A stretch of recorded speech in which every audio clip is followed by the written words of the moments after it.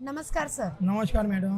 हा प्रभात क्रमांक कोणता आहे? 14 आहे मॅडम. 14 आहे. हो आता मॅडम. नगरसेवक कोण उभे? इथं सुफीजी नगरसेवक आहे. कसे आहेत सर ते? एकदम चांगले आहे.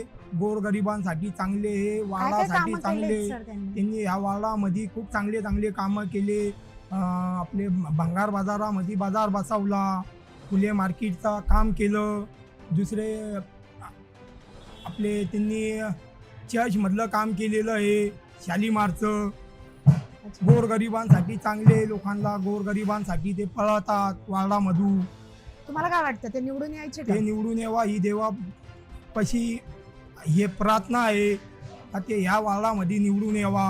अच्छा. म्हणजे तुम्हाला वाटतंय त्यांनी निवडून यावं? हो, आमची सर्वांची इच्छा आहे का ते ह्या वार्डामधून परत नगरसेवक बनावा. त्यांची निशाणी काय आहे सर? त्यांची निशाणी पंजा आहे.